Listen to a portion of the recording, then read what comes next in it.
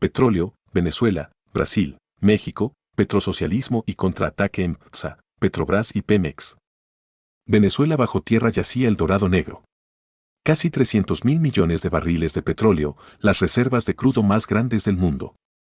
Pero, en la superficie, a lo largo de la faja petrolífera del río Orinoco, se extendía un paisaje de desabastecimiento, trapicheo y hartazgo. En el complejo petroquímico de José, en las afueras de la ciudad caribeña de Barcelona, apenas se distinguía una llama anaranjada que parpadeaba al atardecer frente a las siluetas de las chimeneas metálicas de las viejas mejoradoras de Exxon y otras compañías ahora ausentes del BGO, necesarias para refinar el crudo de la región. Habían quedado en agua de borrajas los planes de inversión en plantas que, con capital chino, coreano, ruso o europeo, abrirían la puerta a una nueva fase del petrosocialismo, impulsado por un crudo tan espeso como la melaza que sustituiría la producción de los viejos campos en el lago de Maracaibo. La utopía del socialismo del siglo XXI se esfumó en un par de años. El precio del petróleo se desplomó en 2014 de 120 a 30 dólares el barril. Y la entrada de divisas, esenciales para comprar bienes de primera necesidad como alimentos y medicamentos, se frenó en seco. La producción petrolera se desplomó de 3,3 millones de barriles diarios a medio millón, una caída del 75%, y desencadenó una depresión que aniquiló el 60% del PIB en 6 años. Un colapso económico jamás visto en un país que no hubiera padecido ninguna guerra. Venezuela, el país más rico de la región, se convirtió en una tierra baldía, donde, según datos de las Naciones Unidas, 7 millones de personas necesitaban ayuda humanitaria. Tras los logros del chavismo durante la primera década del siglo XXI, la pobreza se disparaba otra vez hasta alcanzar al 80% de la población. El círculo vicioso se cerró con la imposibilidad de financiar las inversiones necesarias para mantener la infraestructura petrolera y aún menos construir, como se había planificado, 6 nuevas mejoradoras en el complejo de José y en el colindante de Puerto La Cruz. Ese fue el precio de la dependencia petrolera.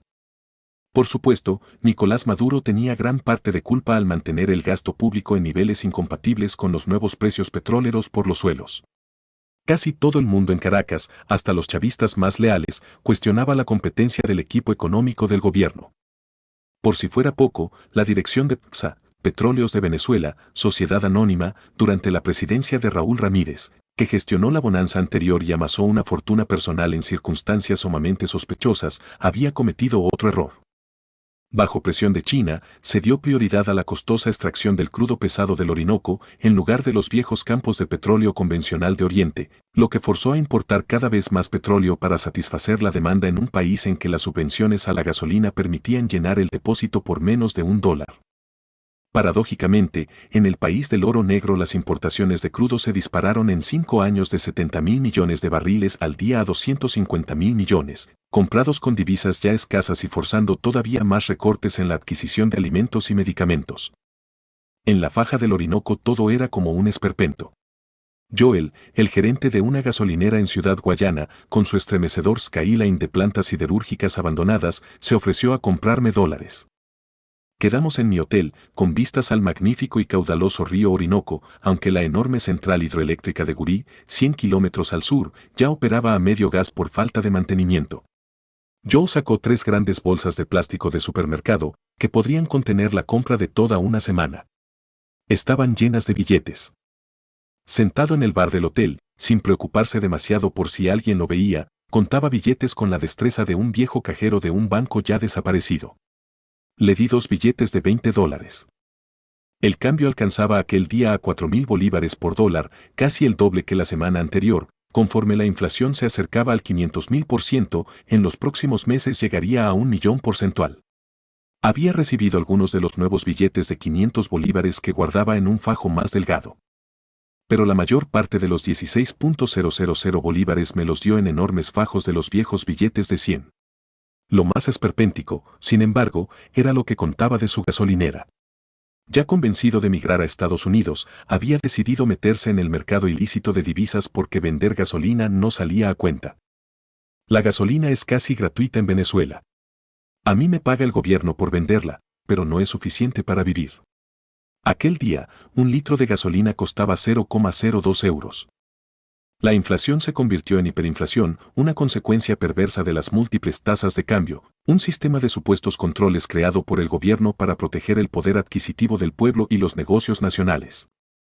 En medio del caos, un portal de Internet conocido como $TD, con sede en Miami, había logrado llevar la voz cantante al establecer una referencia diaria para quienes, como Joel, cambiaban dinero en el mercado negro. Solo que $TD no era un referente neutral. Gestionado por un grupo de radicales de la oposición, expatriados en Florida, luchadores by any means necessary contra el socialismo del siglo XXI, el portal tenía una obvia agenda política. Cada mañana anunciaba tasas de cambio disparatadas que duplicaban o triplicaban el precio de la divisa extranjera del día anterior, impulsando aún más la vertiginosa hiperinflación. Dollar Today no escondía su deseo de hundir al gobierno de Maduro. Sus estimaciones cambiarias se complementaban cada día con histéricos artículos de denuncia del castrochavismo y los homenajes a los representantes más ultras de la oposición. Durante una visita a Cúcuta, en la frontera colombiana, donde meses después Richard Branson, Alejandro Sanz y el Comando Sur de las Fuerzas Armadas estadounidenses organizarían su concierto humanitario publicitario, Militar Venezuela at Large, hablé con Julio Vélez, uno de los cambistas colombianos de los alrededores del Parque Santander. Veterano de las decenas de oficinas de cambio en Cúcuta, Vélez no era ni mucho menos un acólito de la revolución bolivariana. Despreciaba a Maduro y defendía políticas de mercado para sacar a Venezuela del pozo. Pero arremetió contra la siniestra página de Internet $TD que hace tanto daño a nuestros hermanos venezolanos. La gente cree que lo que dice es lo que vale realmente el bolívar, pero es mentira, quieren desestabilizar la economía venezolana.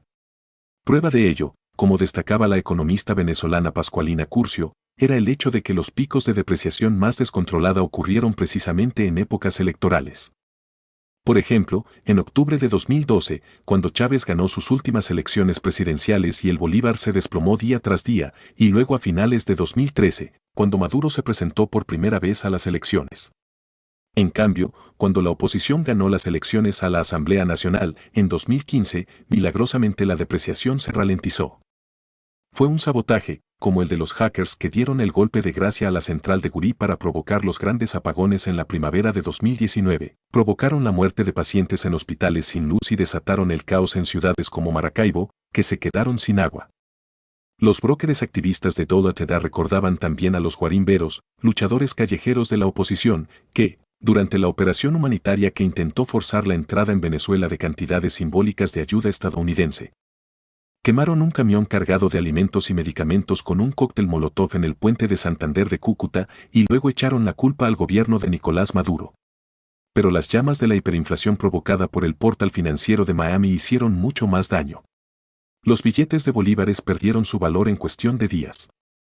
Durante mi viaje a La Faja, el gobierno de Venezuela anunció que estaba investigando el hallazgo de unas 30 toneladas de billetes en Paraguay, probablemente usados para blanquear dinero de la venta ilegal de armas. La policía brasileña acababa de encontrar 40 millones en billetes de 100 bolívares en una favela en Río de Janeiro. Por la calidad del papel, el billete de 100 es perfecto para falsificar los de $20 que están inundando el mercado, me explicó otro cambista en Cúcuta. El souvenir más vendido durante el Festival de Venezuela at Large fueron las pequeñas esculturas de pájaros hechas con billetes de 100 bolívares. El control de precios sobre bienes esenciales importados, como arroz, pasta, pan, detergente, medicamentos, entre otros, había creado un caldo de cultivo para los llamados bachaqueros, contrabandistas o, como se los llamaba en la posguerra española, extraperlistas. Retenían productos del mercado oficial para luego venderlos a precios disparados en el mercado negro. En las largas colas frente a los supermercados y farmacias, unos tipos desconocidos en el barrio con cara de pocos amigos ocupaban los primeros puestos. Eran bachaqueros. Consciente de que $TD agravaba la hiperinflación y de que los contrabandistas agudizaban el problema de escasez, Maduro fue eliminando los controles sobre los precios regulados y, en 2019, se homologaron el cambio oficial y el del mercado. Pronto el efectivo casi desapareció de la economía y la gente compraba todo lo que podía con sus tarjetas bancarias, como si tratara de la economía más avanzada del mundo. Pero el problema ya no era solo la escasez, sino los precios prohibitivos. Un kilo de carne costaba un salario mínimo. Solo un producto estaba protegido de la hiperinflación. Incluso para un gobierno dispuesto a movilizar a los antidisturbios para aplastar la disidencia, quitar la subvención petrolera no era políticamente recomendable en tiempos de rebeliones callejeras orquestadas por la oposición. En las ciudades a la orilla del Orinoco se veían colas por todas partes. En las panaderías. En los supermercados. En una farmacia, cerca de Barcelona, vi a dos mujeres pelearse en silencio hasta que la más joven empezó a sangrar al golpearse la cabeza contra el asfalto. En el Hospital Antonio Patricia de Alcalá, en Cumaná, en la costa del Caribe, faltaba de todo, desde guantes de goma hasta jeringuillas, desde toallas a luz eléctrica, por no mencionar gran parte de los medicamentos básicos. Si quieren ver algo fuerte, váyanse a ver la morgue, detrás de emergencias. No hay aire acondicionado y los cadáveres a veces se hinchan y revientan, me explicó un técnico de laboratorio treintañero que esperaba en un chiringuito donde vendían arepas y jeringuillas. Pero, como siempre ocurre, también surgían sorpresas imprevistas en medio de la miseria. Una familia de unos 30 miembros, 9 hijos y una veintena de yernos, cuñadas, nietos y sobrinos, había acampado detrás del hospital, mientras la abuela se recuperaba de una neumonía. Algunos dormitaban en hamacas colgadas de un árbol. Otros preparaban arepas en la camioneta. Vamos a tener que buscar los antibióticos para mi madre y la inyectadora también, me dijo una de las hijas, Melia Morao, de 40 años. Y luego aclaró, por si la había malentendido, nosotros somos chavistas al 100%, toda la familia. Yo se lo debo todo al gobierno, mi comida, mi trabajo, mi casa. Eran de Barbacoa, un barrio humilde a media hora de Cumaná por carretera, en cuya entrada se anunciaba con piedras colocadas en la ladera de la montaña, Somos Chávez. En la carretera a Brasil, donde los indios pemones luchaban contra el ejército y las bandas de delincuentes por el control de las minas de oro y coltán, también había colas en las gasolineras. ¿Por qué, si la gasolina es lo único que abunda en esta rota petroeconomía? Mucha gente aquí vive del contrabando de gasolina. Ganas más vendiendo un depósito lleno de gasolina por reales brasileños que en una semana de trabajo si te pagan en bolívares. Otros revenden la gasolina en los pueblos mineros, me explicó Nausen, socio de una empresa que organizaba viajes de cirugía estética a Ciudad Guayana para mujeres brasileñas. Conforme la crisis se agravó, el desabastecimiento de gasolina se generalizó por todo el país. Ante la operación de sabotaje MED en Miami y también hecho en Altamira, el distrito de alto standing de Caracas, Maduro fue estrangulando su propia economía. Para no suspender pagos por la enorme deuda de la petrolera estatal PSA, el gobierno había reducido drásticamente las importaciones de bienes esenciales, la raíz de la crisis de desabastecimiento que azotaba el país. ¿Por qué había dado prioridad la revolución bolivariana a los tenedores de bonos de Wall Street? Porque sabía que si Venezuela suspendía pagos, la exportación de petróleo y los activos de la PSA en Estados Unidos serían embargados. El activo más importante en juego era la red de gasolineras Citgo, que Maduro acababa de vender a la petrolera rusa Rosneft. Ante el peligro de perder sus gasolineras, Rosneft había negociado cambiarlas por unos campos petrolíferos en la faja del Orinoco. Esta era la maldición de Venezuela, bajo la amenaza de embargo en Washington, se veía forzada a vender sus reservas a Moscú. Las únicas inversiones en el sector petrolero habían sido rusas y chinas y facilitaron grandes paquetes de créditos al gobierno a cambio de activos petroleros. China había otorgado créditos por nada menos que $50.000 millones a Venezuela a cambio de asegurar una fuente de suministro de crudo a largo plazo y su propia participación en las obras de infraestructura. Atar el futuro de Venezuela a Moscú y a Pekín fue un recurso desesperado que perturbaría el sueño eterno del libertador Simón Bolívar. Sin embargo, se dieron algunas señales de que podía revertirse el colapso de la producción petrolera cuando los precios se recuperaron. Una joint venture entre la petrolera china CNPC y PSA fue determinante para duplicar la producción petrolera venezolana en 2018. Y, como en el caso de Brasil, fueron las crecientes tensiones geopolíticas las que resultaron determinantes para que la administración de Donald Trump decidiera buscar a un joven líder opositor como Juan Guaidó, adiestrado en sus días estudiantiles por la Agencia de Cooperación USAID, como cabeza visible de otro golpe de Estado. La posibilidad de que Maduro, con la ayuda de Moscú y Pekín, pudiera empezar a darle la vuelta a la crisis y a aumentar la producción petrolera fue decisiva para que Washington apoyase el intento de golpe anunciado con la autoproclamación de Guaidó en enero de 2019. Pese a sus insistentes muestras de solidaridad con el castigado pueblo venezolano, lo que preocupaba a Trump y a Guaidó no era que Venezuela siguiera hundiéndose en el pozo, sino que empezara a salir de él. Cuando, a principios de 2018, Maduro intentó vender más activos petroleros a Rosneft, la oposición liberal del aún desconocido Guaidó, con mayoría en el Parlamento, bloqueó la venta. Y lo hizo pese a que sus asesores económicos defendían secretamente la privatización de PSA. Privatizar sí, pero siempre que los compradores fueran Shell, Exxon o cualquier otra compañía del Big Oil occidental. La negativa a la venta a Rosneft fue uno de los motivos de la suspensión provisional de la Asamblea en abril por parte de Maduro, que desató la última ola de protestas violentas contra el gobierno y el asalto al poder de Guaidó. Si los venezolanos creían haber llegado al fondo del pozo, lo peor todavía estaba por venir. La producción petrolera pronto caería aún más bajo, golpeada por las sanciones anunciadas por la administración Trump en 2017. Al imposibilitar el acceso de la petrolera PDVSA a los mercados internacionales, donde había financiado su abultada deuda, las medidas estadounidenses convirtieron un problema gordo en una crisis grave. Incluso cuando los precios del petróleo subieron a finales de 2017, la producción venezolana siguió desplomándose. Maduro aceleró el colapso al colocar en la dirección de PDVSA a cientos de burócratas leales y militares sin conocimientos del sector petrolero. Trump fue aún más lejos y respaldó el intento de golpe de Guaidó, con un embargo total sobre las ventas del petróleo venezolano a Estados Unidos, hasta entonces el mercado de casi el 40% de las exportaciones del crudo venezolano.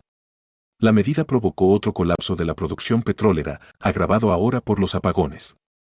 El país entero pasó una semana sin luz en marzo de 2019, y solo Caracas logró después recuperar un suministro fiable. Por si fuera poco, el apagón forzó el cierre de muchas de las mejoradoras en la faja del Orinoco. Menos exportaciones de petróleo se tradujo en menos divisas para comprar bienes esenciales. Es más, el embargo dificultaba la importación del diluyente necesario para refinar el pesado crudo del Orinoco.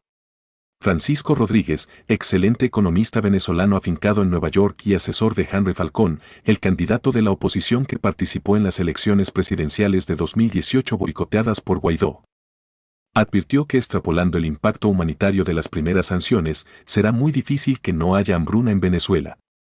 Una previsión que pude corroborar repetidamente en las entrevistas que mantuve con los venezolanos que cruzaban los puentes a Cúcuta, procedentes de Maracaibo, Maracay, Valencia, Barquisimeto y otras ciudades más afectadas por los apagones que Caracas. Antes solo faltaban alimentos y medicamentos.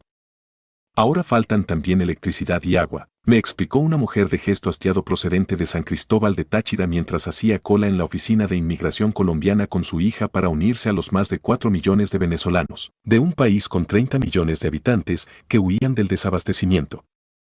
Fuera, en medio del caos donde cientos de jóvenes venezolanos peleaban por cargar las maletas de los inmigrantes o llevar a los viejos y a los enfermos en sillas de ruedas a través del puente, 2 inmigrantes venezolanas esperaban.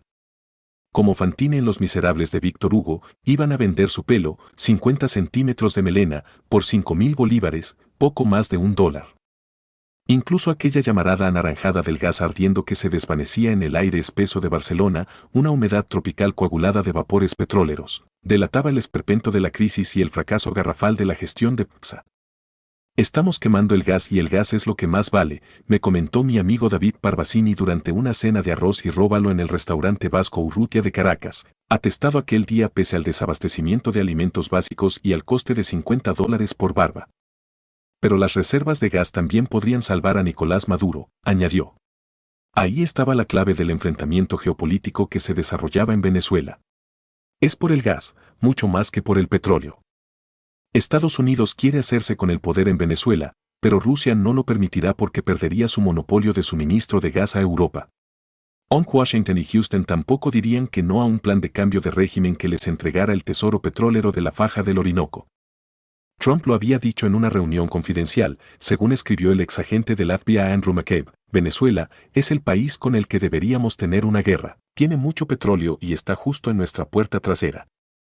La dependencia venezolana de las exportaciones de petróleo, que generaban casi todos sus ingresos de divisas, la hizo extremadamente vulnerable a los planes golpistas urdidos con el apoyo de Washington desde hacía años, desde la primera victoria electoral de Hugo Chávez en 1999.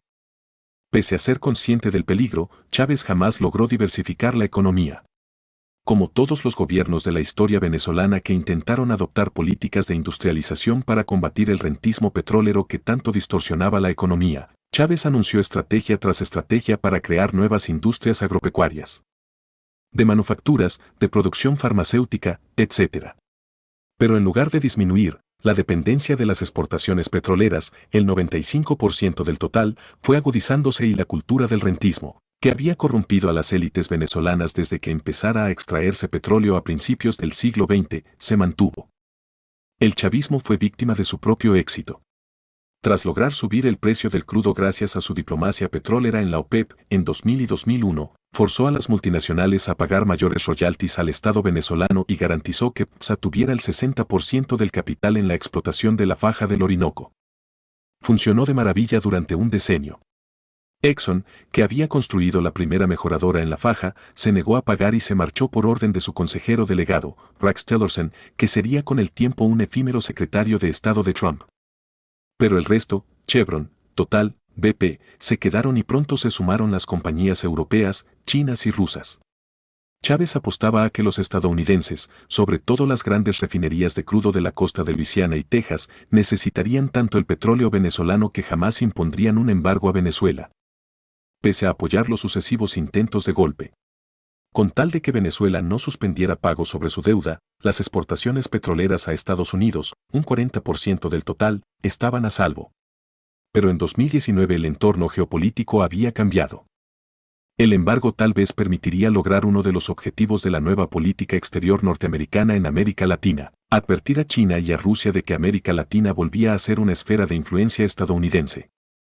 No sería de extrañar semejante giro en la política respecto a Venezuela, dado el nuevo protagonismo de los viejos halcones de la Primera Guerra Fría, como el asesor de seguridad John Bolton, empecinado en que Estados Unidos debía bombardear Teherán y lograr un cambio de régimen en Caracas, o Elliot Abrams, coordinador de la Guerra Sucia en Centroamérica en los años 80. Bolton hablaba sin reparos de una nueva doctrina Monroe, la estrategia decimonónica de Washington de no permitir que sus rivales coloniales intervinieran en América Latina. Bolton siempre ve América Latina por la lente de la Guerra Fría, me explicó Alex Mann, del Centro de Política Económica e Investigación, CEPR, en Washington. Durante la Cumbre de Lima, en 2018, un informe publicado con anterioridad por el conservador Centro de Estudios Estratégicos Internacionales de Washington advirtió que China y Rusia en América Latina apoyan a regímenes corruptos y antidemocráticos. China es una fuerza emergente en la región y está sujetando a un narcorégimen en Venezuela. Esta línea dura parecía ser ya la estrategia oficial de Washington.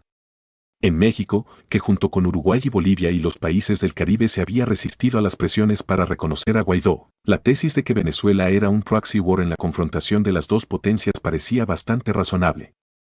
Dada su importancia estratégica en materias primas y petróleo, la administración Trump seguramente va a usar a Venezuela como un ejemplo de los costes que supone acercarse a China, resumió Enrique Dussel, director del Centro China-México, cuando lo visité en el campus de la UNAM en Ciudad de México. Por supuesto, la nueva doctrina Monroe de Trump no era solo de índole geopolítica. Había sido pactada en reuniones en las sedes petroleras de Houston. Bolton hablaba abiertamente de que, si las compañías petroleras estadounidenses pudieran invertir y producir, la capacidad petrolífera de Venezuela tendría un gran impacto económico en Estados Unidos. Y, efectivamente, cuando acudí a una de las primeras comparecencias de Guaidó en la Universidad Central de Caracas, días después de su autoproclamación, el joven líder de la oposición hizo hincapié en la necesidad de atraer inversiones privadas por miles de millones de dólares para revertir el colapso de la producción de petróleo. El equipo energético de Guaidó entendía que el petróleo sería la clave del llamado Plan País de Reconstrucción Nacional. Necesitamos 30.000 millones de dólares de inversión por año, durante 7 años, afirmó José Toro, autor del capítulo sobre el petróleo del llamado Plan País de Guaidó. Este capital está disponible, pero no lo tiene el Estado, será privado, añadió. Consciente de que no ayudaría a Guaidó a combatir la impresión de que era un títere de Washington, Toro negó que el plan fuese privatizar PDVSA. Pero leyendo entre líneas el Plan País, pocos podían dudar de que ese era el objetivo, aunque fuera una privatización paulatina y encubierta como la que el presidente mexicano Enrique Peña Nieto había intentado llevar a cabo con Pemex. Comprobado definitivamente el peligro de depender de las exportaciones de petróleo, y mucho más cuando el cliente es el país que ha apoyado una decena de golpes de Estado contra tu gobierno, muchos chavistas hicieron hincapié en la necesidad urgente de diversificar e industrializar la economía, tal y como había querido Chávez desde el principio. El gobierno anunció un plan de producción nacional que reduciría la necesidad de importar. Venezuela avanza en un proceso de liberación económica que nos convertirá en una gran potencia productiva y autosostenible, tuiteó Maduro. Pero ya era tarde. En medio de una crisis económica tan profunda, la transformación productiva fue una fantasía. La única posible salida de la catástrofe económica sería mediante una recuperación de la producción petrolera. Eso lo supo Luis Salas, economista y exministro de Chávez, que había sido uno de los defensores de la diversificación de la economía en los tiempos de vacas gordas. Quedé con Luis durante la primavera de 2019, tras el fracaso de un nuevo intento de golpe. Pese a las falsas noticias en tweets del equipo de Trump y titulares en los grandes medios internacionales, no había apenas fisuras en la lealtad de las Fuerzas Armadas. Trump reconoció que Maduro era un tough cookie, un hueso duro de roer. Pero la tenacidad del presidente no escondía el problema de fondo.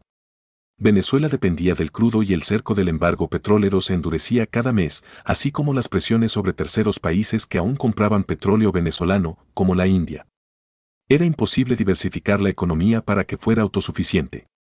Los planes que el gobierno tiene para una economía productiva no son viables.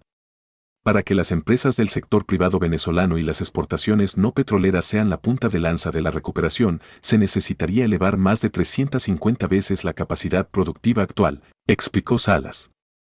Es más, tras años de dejadez en las centrales eléctricas, rematada por el sabotaje de la oposición, no habría energía suficiente para abastecer de luz a las empresas nacionales.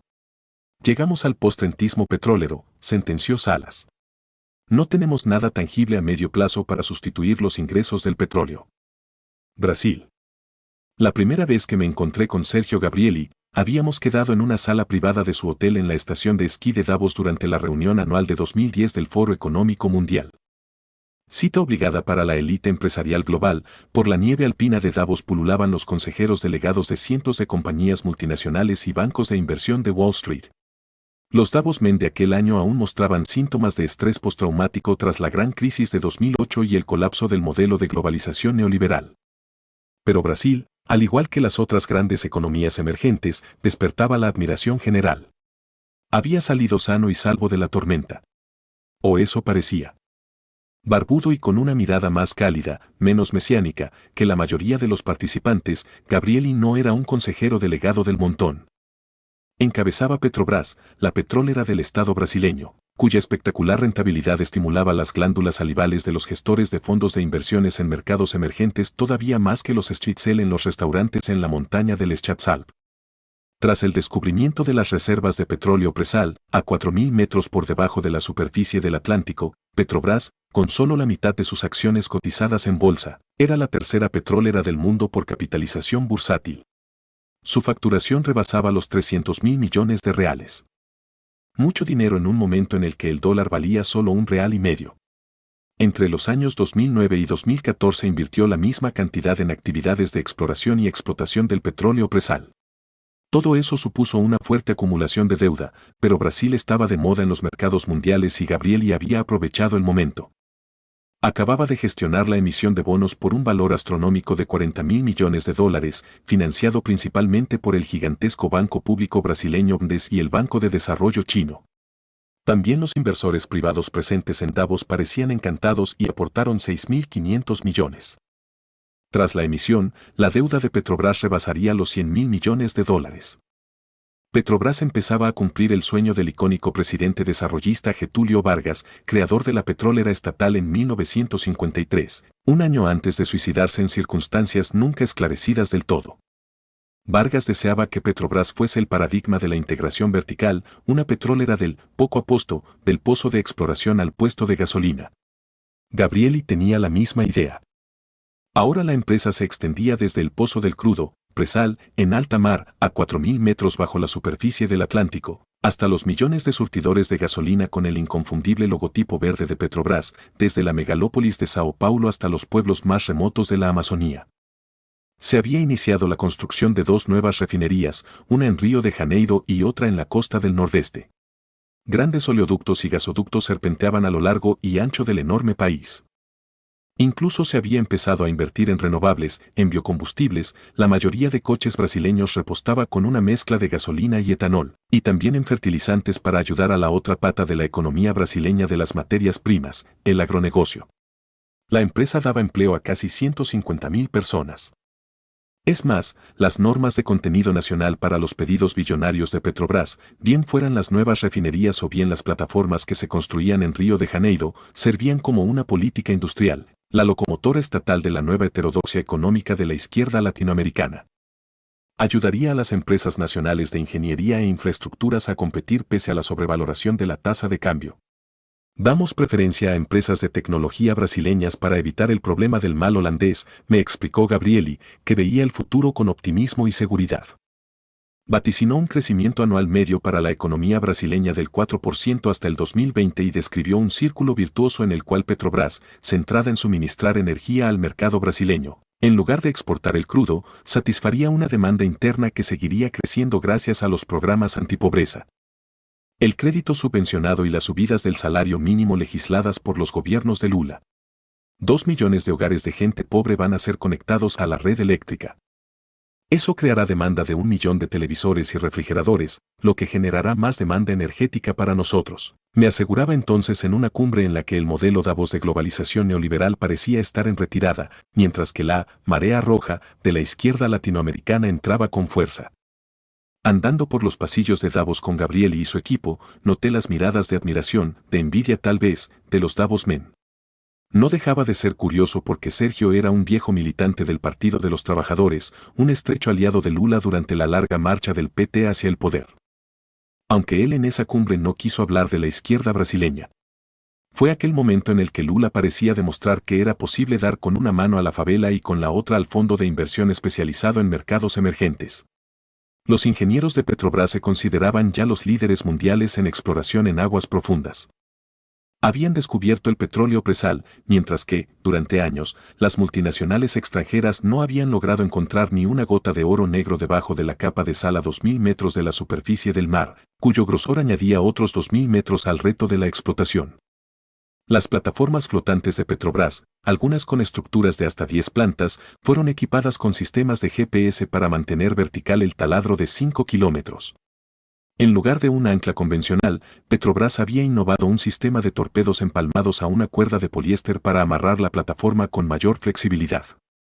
Usaba robots submarinos cuyo diseño estaba inspirado en el sistema de propulsión de los renacuajos. Una de cada 3 plataformas de exploración había encontrado petróleo en el área de presal, un grado de acierto calificado de asombroso en un artículo de The Wall Street Journal titulado "Como un gigante petrolero dormilón se ha convertido en un jugador internacional". La segunda entrevista que le hice a Sergio fue en enero de 2017, en su ciudad de nacimiento, Salvador da Bahía, en la costa del Atlántico del nordeste brasileño. Gabrieli se encontraba bajo investigación judicial y mediática, acusado, sin prueba alguna, de ser cómplice de una gigantesca red de corrupción centrada en Petrobras. Investigaban, con una agresividad nunca vista en Brasil, los intrépidos fiscales del caso, Lava Jato, lavado de coches. Diversos directores de la petrolera habían sido juzgados y encarcelados por participar en una red de sobornos que se extendía por todas las estructuras del poder empresarial y político, en muchos casos a través de la constructora Odebrecht, que sobrefacturaba obras para Petrobras para pagar sobornos. Las acusaciones contra Sergio caerían en saco roto, pero Lula estaba a punto de ser sentenciado por supuestos delitos de corrupción y blanqueo de dinero, sin muchas pruebas, y acabaría siendo encarcelado un año después. Lejos de crecer al 4% anual, tal y como Sergio había previsto, la economía brasileña había pasado por la recesión más profunda de su historia y no había señales de recuperación. La acción de Petrobras se desplomó en parte por la caída del precio del petróleo en el bienio 2013 a 2014 y, en mayor medida, por el daño que supuso la investigación anticorrupción. La dirección nombrada por el nuevo presidente Michel Temer, que sustituyó a la destituida Dilma Rousseff, había iniciado un programa draconiano de venta de activos con el supuesto fin de reducir la deuda. La estrategia de integración vertical, del pozo a la gasolinera, fue abandonada. Siguiendo las pautas del neoliberalismo puro, resucitado en un momento perfecto para lo que Naomi Klein habría calificado segaramente como una doctrina del shock. Se preparaba la venta de todas las refinerías y la red de gasolineras de Petrobras, así como todos sus activos en energías renovables. La petrolera estatal se quedaría únicamente con las operaciones de explotación en el Atlántico. La inversión en exploración fue recortada un 75%. Se vendieron, a precios de saldo, activos por valor de $14.000 millones. Y eso solo fue el principio. Se pretendía deshacerse de otros activos por valor de $27.000 millones antes de 2023. Diversos campos petrolíferos ya en producción y sumamente rentables se habían puesto a la venta. Estatual, la empresa estatal noruega, que, al igual que las grandes empresas estatales de Medio Oriente y Asia, sí mantuvo el modelo de integración vertical, se llevó una ganga al hacerse con el superproductivo campo de Roncador. En la costa de Río de Janeiro, Shell se preparaba para hacerse con otra concesión lucrativa. Exxon aumentó sus participaciones en la explotación del presal de 2 a 26 campos en 2 años. Se abrió el negocio del presal a empresas extranjeras sin necesidad de participar en proyectos liderados por Petrobras, según establecía el régimen de operador único legislado bajo el primer gobierno de Lula. En lugar de refinar su propio petróleo para dar energía al desarrollo nacional, una parte cada vez más grande del crudo presal se exportaba, beneficiando exclusivamente a las empresas extranjeras. Más que un jugador internacional verticalmente integrado y capacitado para liderar la economía brasileña por el camino de la industrialización y los avances tecnológicos, Petrobras se había convertido en una plataforma solitaria en el mar. Aquel día en Salvador de Bahía, con sus destartaladas iglesias barrocas junto a casas de culto afrobrasileño candomblé y orquestas de tambores que recorrían las calles hasta la madrugada, no podía estar más lejos de Davos.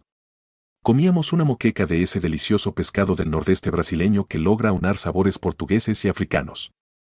Aunque el centro antiguo de Salvador aún parecía una ciudad en ruinas y enormes favelas como Liberdade, con 800.000 habitantes afrobrasileños que se extendían por el Atlántico hacia el norte, los años del PT habían transformado la economía del nordeste. A diferencia de Río o Sao Paulo, allí pocos echaban pestes de Lula o Dilma. Pero la era del PT ya pertenecía al pasado, y los planes para una Petrobras capacitada para vertebrar la modernización brasileña y corregir sus injusticias sociales, también. Sergio resumió sin dramatismo, están aplicando la política del Jack el Destripador en Petrobras. Acabará siendo una pequeña compañía sin capacidad para la exploración y la prospección y esto quiere decir que a largo plazo morirá.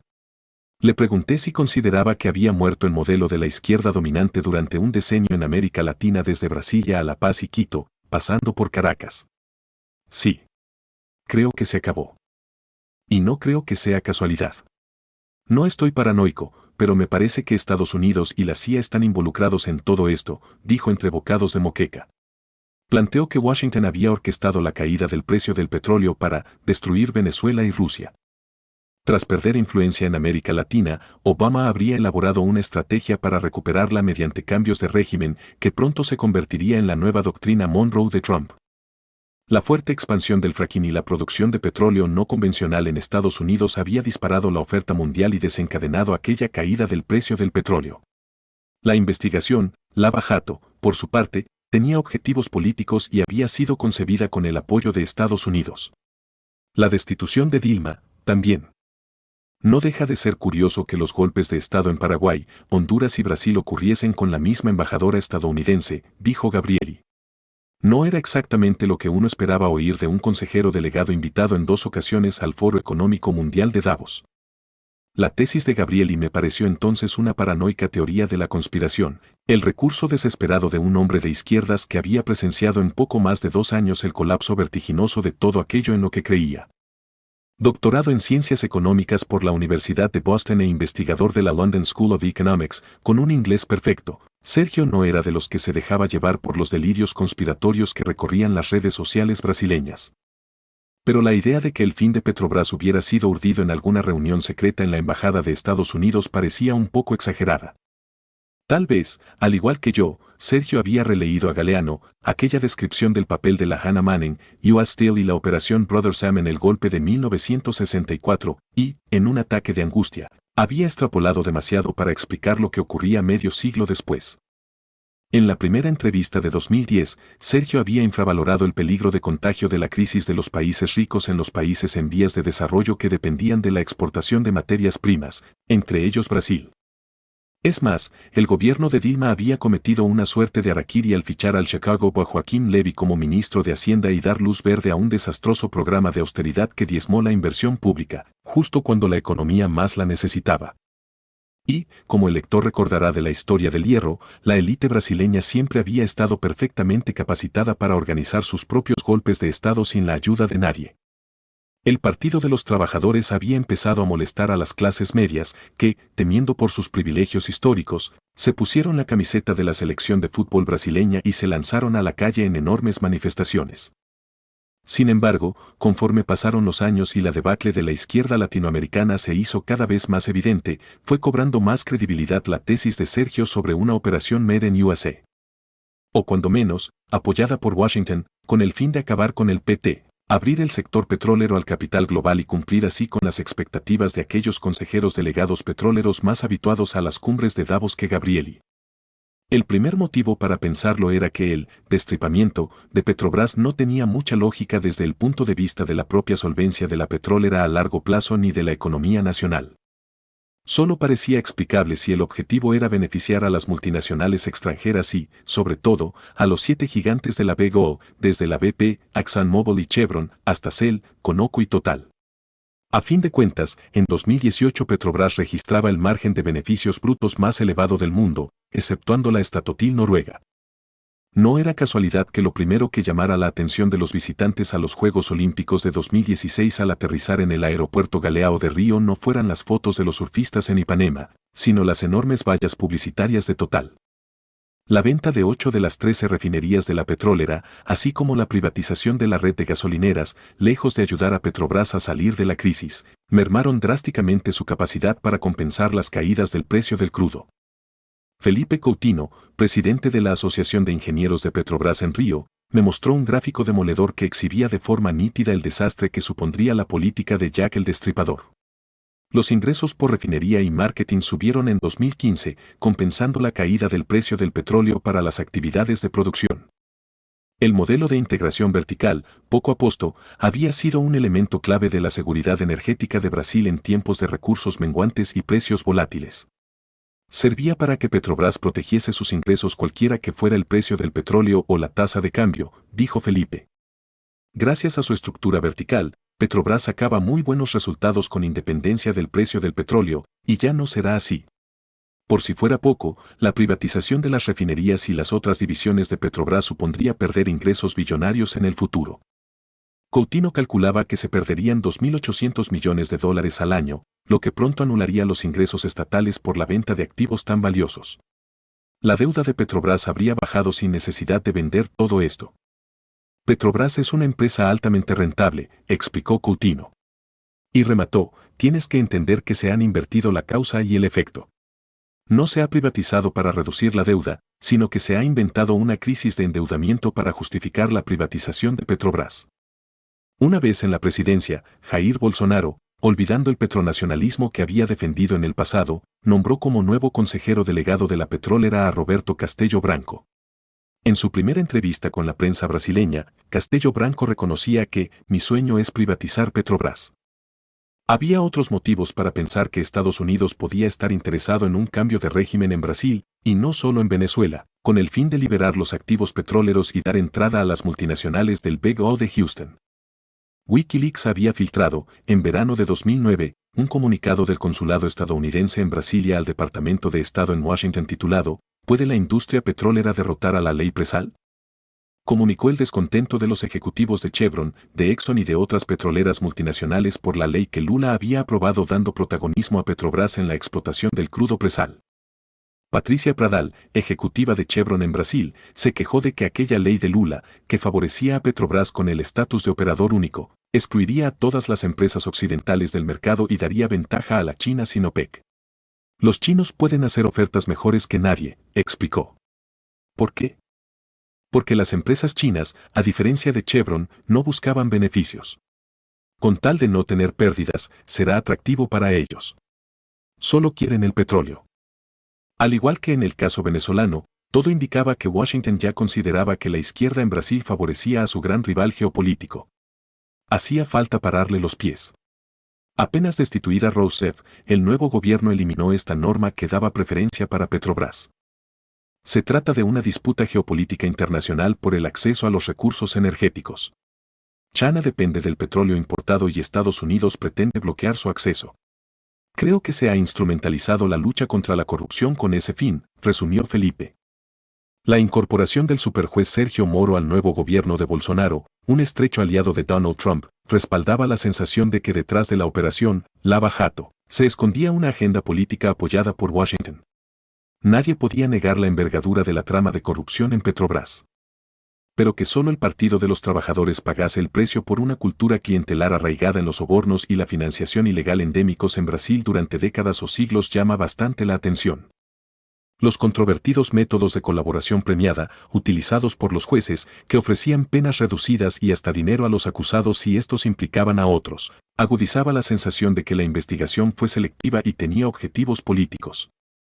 El papel desempeñado por grandes medios de comunicación privados, como la poderosa Rede Globo, utilizados por los fiscales para llevar a cabo un juicio mediático a Lula y al PT, parecía asimismo bastante obvio.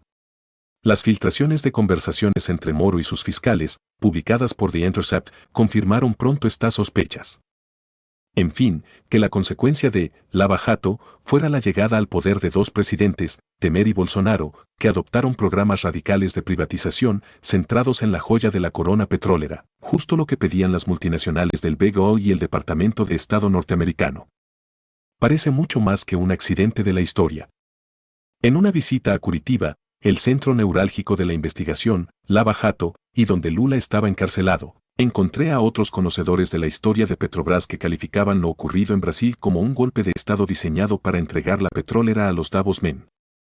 El suicidio de Vargas en 1954, el golpe de Estado en 1964 y el golpe de 2014, todos tienen que ver con Petrobras, me explicó el veterano periodista José C. Augusto Ribeiro, que, pese a estar confinado en una silla de ruedas, acudía a la vigilia de apoyo a Lula. A escasos metros de la cárcel de la Policía Federal donde el expresidente llevaba 6 meses preso en un calabozo de 15 metros cuadrados. Buenas tardes, señor presidente, gritaban todos los días a las 8 de la tarde, y Lula, como el consumado político que era, les hacía saber que los oía. Según C. Augusto, Vargas se suicidó debido a un ultimátum que le hizo el poderoso, rey mediático, Assis Chateaubriand para que privatizara Petrobras. 60 años después, el equipo de Lava Jato, la Rede Globo y un Congreso rabiosamente anti-PT repetían la historia, siempre con el apoyo de Washington. Petrobras es el denominador común entre la historia de Getúlio y la historia de Lula, resumió. ¿Otra delirante teoría de conspiración? Tal vez. Pero a lo largo de los 5 o 6 años en que empecé a conocer América Latina me di cuenta de que, en democracias tan fácilmente manipulables, en un momento de crecientes tensiones geopolíticas y con una nueva agenda intervencionista de Estados Unidos, poco se podía entender de la región sin incorporar al análisis una dosis de conspiración. No se trataba de una conjura urdida por un grupo de poderosos, reunidos a puerta cerrada en una de esas salas subterráneas de la futurista sede del Congreso brasileño en Brasilia o en la Embajada de Estados Unidos. Más bien se trataba de la coincidencia de lecturas, las de los hombres de Davos, sobre la crisis de Petrobras y de Brasil, en general bajo gobiernos de la izquierda. Un consenso que abarcaba desde los despachos de los fiscales en Curitiba hasta los consejos editoriales de los grandes medios de comunicación brasileños e internacionales. Desde los think tanks de Washington hasta las calificadoras de deuda como Standard & Poor's en Nueva York y Sao Paulo. Desde el Departamento de Estado en Washington al Departamento Legal de Chevron en California. Entre los conspiradores habría que incluir a PricewaterhouseCoopers, la poderosa consultoría multinacional responsable de auditar las cuentas de Petrobras que en 2014 redujo, de un brochazo, el valor contable de los activos de la petrolera en casi $20.000 millones achacando su decisión al escándalo de la corrupción. Lo que dio lugar a lo que Felipe Coutinho calificó como el mito de la quiebra de Petrobras, una empresa supuestamente al borde de la suspensión de pagos pese a que sus beneficios la colocaban como la segunda petrolera más rentable del mundo. En realidad, el coste de la corrupción fue una gota en el océano del valiosísimo crudo presal que los geólogos de Petrobras habían descubierto 20 años antes en el fondo del mar y que ahora se consideraba la mayor nueva reserva petrolera del planeta. Me lo explicó Sergio, según la investigación, Lava Jato, el 3% de los contratos en Petrobras estaban condicionados a sobornos. O sea, que se trata de 6.000 millones de reales. Parece mucho. Pero Petrobras facturaba 350.000 millones de reales en aquellos años. La investigación tuvo un impacto brutal. De las 15 empresas de ingeniería del grupo Petrobras, 9 están investigadas. No tienen acceso al mercado de crédito, ni a contratos de Petrobras ni a contratos estatales. De modo que entrará la competencia extranjera. México. Recorriendo los pantanos y las lagunas del estado petrolero mexicano de Tabasco, donde Graham Greene ambientó su novela El poder y la gloria, en la que se denuncia la persecución de la fe en nombre de la racionalidad anticlerical, algo me quedaba claro. Si los expertos en Ciudad de México y Washington tachaban de irracionales y descabellados los planes del nuevo presidente mexicano Andrés Manuel López Obrador, AMLO, de deshacer la reforma energética y frenar la privatización de la histórica compañía estatal Pemex, la opinión de los tabasqueños de la calle no coincidía con la de los técnicos neoliberales. La refinería que el presidente sexagenario quería construir en el puerto de Dos Bocas, a 80 kilómetros de la vieja capital petrolera de Villahermosa, con objeto de nacionalizar la producción de gasolina en lugar de refinar el crudo mexicano en Estados Unidos, había puesto los pelos de punta a los think tanks de Ciudad de México. Construir una refinería no tiene sentido. No es un buen negocio, a veces lo que sale de la refinería vale menos que lo que entra, me había explicado días antes Jorge Andrés Castañeda, un joven economista coautor de un nuevo informe que acababa de publicar el Instituto Mexicano para la Competitividad, INCO, que ocupaba las portadas de los diarios aquella semana. En las plantas superiores de la nueva torre del Banco Español BBVA, el edificio más alto de la capital, construido con parte del 40% de los beneficios globales que el banco registraba en México, la irracionalidad de AMLO también levantaba ampollas.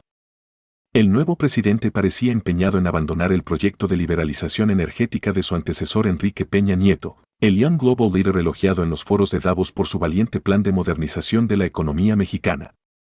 Se temía que la decisión de AMLO de revisar las concesiones a multinacionales petroleras como Shell, Total, Chevron o Repsol en el Golfo de México sería el principio del fin de la política de apertura. Insistimos en que se reactive el modelo de negocio basado en farm-outs, advirtió un analista del mismo Banco Español, utilizando el término acuñado en Houston para referirse a las concesiones, aunque en Tabasco nadie lo entendía. La frustración se palpaba en todas las sedes empresariales de la capital. Justo cuando México se había adaptado, de una vez, a la realidad de la economía globalizada del siglo XXI, el nacionalismo de recursos había vuelto a asomar la cabeza. Cuanto había costado vencer la resistencia a los intentos de borrar la herencia de Lázaro Cárdenas, el querido presidente que, al igual que Vargas en Brasil, se atrevió a plantar cara a la Standard Oil y nacionalizar la industria petrolera en 1936. Finalmente, con su histórica reforma energética, Peña Nieto lo había conseguido. Y ahora López Obrador, tras imponerse en las presidenciales de julio del 2018 gracias a una campaña salpicada de referencias a Cárdenas y a la Revolución Mexicana, parecía estar a punto de cargárselo todo. Un terrible revés para los dueños de la racionalidad en México. Los analistas de Moody's en Ciudad de México, reunidos en el distrito de alto standing de Polanco, de imponentes rascacielos, enormes todoterrenos suburban y franquicias de Starbucks, advirtieron sobre el riesgo de que la anulación de la reforma y la apuesta por la refinería condujera a una posición fiscal subóptima. Y claro está, el miedo a una posible rebaja en la calificación aceleró el colapso de la bolsa, la subida de los tipos de interés y la depreciación del peso. Ya se sabía cómo funcionaban las operaciones de desestabilización en América Latina. Aunque ahora, en los tiempos de un nuevo consenso de Washington, el cerco financiero a AMLO se complementaba con advertencias de que en realidad aquel presidente de izquierdas no representaba los intereses ni siquiera de los más necesitados. La reforma de Peña Nieto obtuvo un éxito redondo. AMLO debe mantenerla y centrarse en programas sociales robustos para combatir la desigualdad en México, me comentó David Goldwyn, un experto petrolero cuya consultoría colaboraba con el Atlantic Council, un think tank de Washington especializado en disfrazar los beneficios petroleros de Exxon y Total en crecimiento socialmente incluyente. El ANCIO hasta llegó a calcular la exacta probabilidad de que la nueva refinería en Tabasco resultara un fracaso, el 98%. Pero tras décadas de reformas neoliberales que solo lograron estancar los salarios y aumentar la desigualdad ya extrema, los porcentajes de los tecnócratas no le decían gran cosa a la gente de la calle. 6 meses después de su toma de posesión, López Obrador aún contaba con el apoyo de 2 de cada 3 mexicanos, según los sondeos. Y en Tabasco, el estado natal del presidente, todavía más. Aquí Andrés Manuel tiene el 100% del apoyo, y si cumple con lo que promete, aún tendrá más, ironizó René Méndez Arjona, vendedor de deliciosos tacos de guiso en el mercado central de Villahermosa, la decadente capital del boom del petróleo de los años 70. Pasé varios días divirtiéndome con el contraste entre aquel 98% del INCO, al lado del Starbucks en Polanco, y el apoyo mayor al 100% del vendedor de aquellos tacos de maíz llenos de chicharrón en salsa verde en Villahermosa. Era como si en México ya imperara otra lógica, tras 36 años de tragar las hipótesis de los mercados eficientes que apuntalaban la ideología del poder. Como el trágico Whiskey Priest en la novela de Greene, que, desde sus propias contradicciones humanas, choca contra la fría lógica positivista del jefe de policía. Los mexicanos se habían dado cuenta de que detrás de la razón se escondía el asesino. Por descabellados que parecieran a los think tanks, en Villahermosa los argumentos de López Obrador sobre la soberanía petrolera, que un país productor como México no debería depender de Estados Unidos, sí convencían a los tabasqueños.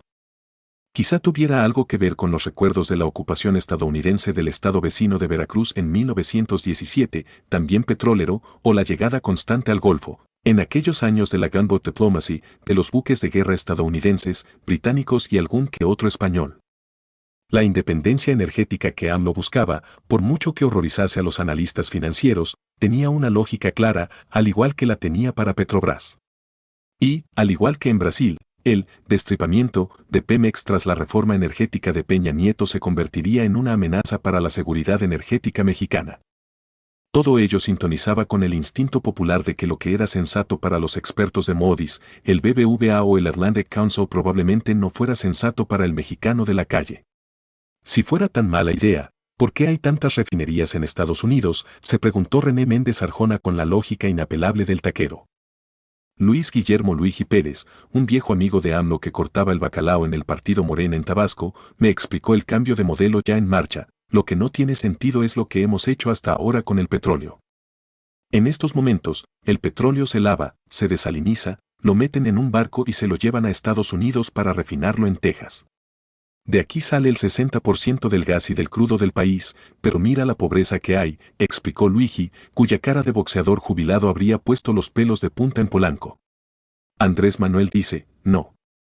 Voy a construir una refinería, voy a arreglar las otras 6 que hay en la República y vamos a refinar todo nuestro petróleo. Ya no vamos a vender crudo, vamos a vender gasolina, añadió. AMLO había anunciado en su campaña electoral no solo que daría prioridad al autoabastecimiento petrolero, sino también a la autosuficiencia alimentaria, pese al Tratado de Libre Comercio de América del Norte que López Obrador había ratificado en su nuevo formato tras la pequeña guerra comercial declarada por Trump. Esto también dejó a los expertos rascándose la cabeza. Es más, suspendió un proyecto ya en marcha para construir un nuevo aeropuerto en Ciudad de México, pese a que ya se habían gastado millones de dólares y habría que pagar indemnizaciones millonarias a los inversores. No tenía sentido para los economistas. Ni siquiera el secretario de Hacienda, Carlos Ursúa, que había trabajado para la keynesiana CEPAL, defendía la construcción de la refinería o la deconstrucción del aeropuerto. Cuando finalmente Ursúa dimitió, AMLO lo tachó de neoliberal. Para López Obrador, cualquiera que lo critique lo es, explicó Ursúa en una entrevista publicada en la revista Proceso. Y es que López Obrador representaba un nuevo nacionalismo económico que en muchos otros países, de la izquierda a la derecha, plantaba cara al modelo neoliberal de globalización y de apertura, incluso en su nueva versión socialmente responsable. El presidente mexicano pretendía recuperar el vigor del desarrollismo nacional de los años 60 y 70, cuando México alcanzaba tasas de crecimiento del 6% o 7%. Era significativo que el nuevo plan de saneamiento de Pemex, presentado en verano de 2019, incluyera esta frase: por primera vez en la historia de la democracia mexicana se conformó un gobierno para marcar a la administración pública con una visión nacionalista. México, el país donde la época neoliberal había fracasado de la forma más estrepitosa, con un balance de 57 millones de pobres y un crecimiento raquítico del PIB durante 30 años, tal vez fuera el laboratorio adecuado para buscar una nueva fórmula. Como se comprobaba por la reacción al proyecto de la refinería, el nacionalismo de AMLO resultaba mucho más atractivo para la mayoría de mexicanos integrantes de ese 99% de trabajadores que ganaban menos de 1.400 euros al mes y del 50%, que ganaba menos de 280, que el nuevo consenso de Washington. Los editorialistas de los medios internacionales y los informes del BBVA tachaban a López Obrador de populista. Algunos inversores y analistas temen que el hijo de tendero de pelo plateado esté flirteando con la clase de demagogia que podría llevar a México por un camino peligrosamente populista, advirtió Jude Waber en el Financial Times. Pero lo cierto fue que, a veces, la apuesta de AMLO por un plan de desarrollo nacional supuso sacrificios públicos nada populistas. El plan de rescate de la endeudada Pemex fue la primera ocasión en que un gobierno mexicano se mostraba dispuesto a prescindir de los ingresos de la petrolera estatal para financiar sus gastos y sus despilfarros.